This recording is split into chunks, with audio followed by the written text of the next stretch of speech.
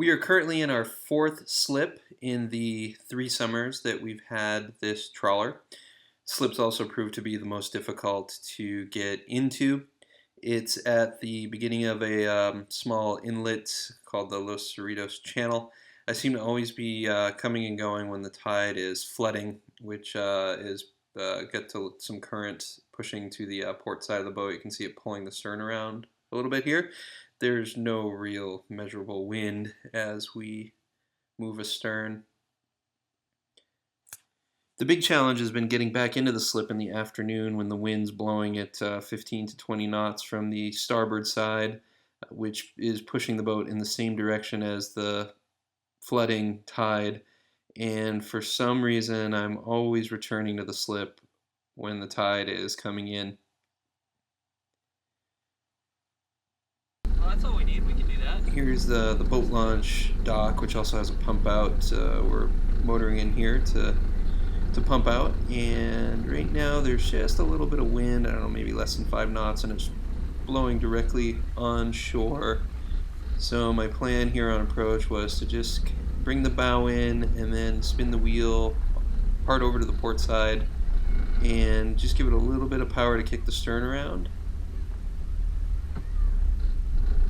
which I'm doing right here, and then straighten the wheel out, shift into neutral, and bump into reverse with a little bit of throttle just to stop the boat before we touch the dock. And now just wait it out for the wind to push the boat to the starboard side and swing the stern into the dock. And you'll see that happening very slowly here. And there's really no measurable current as the channel is pretty wide in this section of the bay. Once the stern has swung into the dock, shift in reverse, and just at idle speed and moving astern to line the midship area up with the pump out as our hose fitting is right basically at the center of the boat.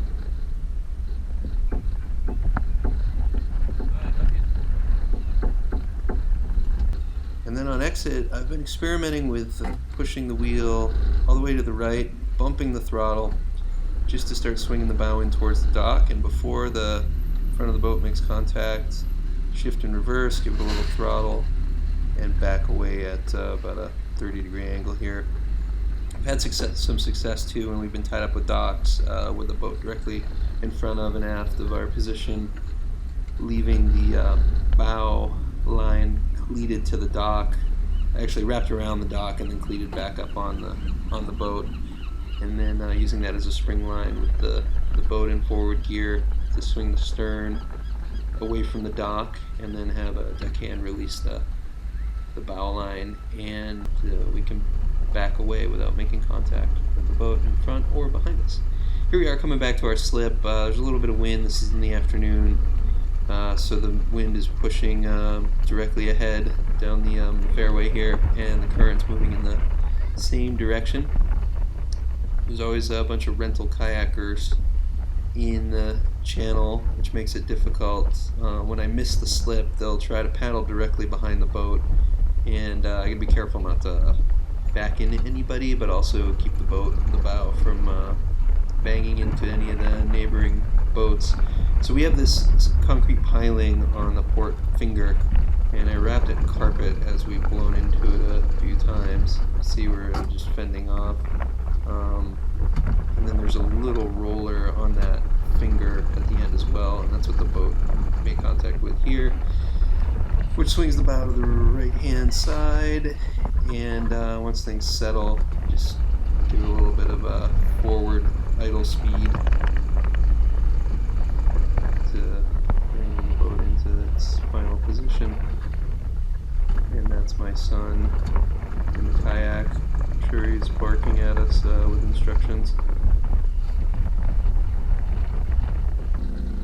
So I know the proper way to approach dock is should be traveling upwind and working against the current, but I found with this particular slip and the way everything's set up, I've had better luck and less impact with things by traveling downwind with the current, and on the wrong side of the fairway, as you can see here. I'm just taking a slow approach at about 2.5 knots. The boat idles at about 3.5 knots, so I just have to bump it in and out of gear. And then I come in at, I don't know, whatever this is, 20-30 degree angle on my final approach. And once I get the bow in between the two fingers, wait for the wind and the current to push the stern to the port side.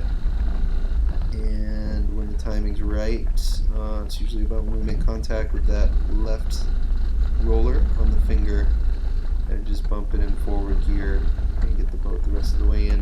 When I travel upwind against the current, we always make hard contact. The railing and the cap rail hit that concrete piling on the port side, and I've got some scuffs in the stainless and a dent in my teak cap rail. I'm trying to do things the right way. So I don't know what I'm doing, but doing this backwards seems to be the least dramatic. Open to advice if anyone out there has got any suggestions. Thanks for watching.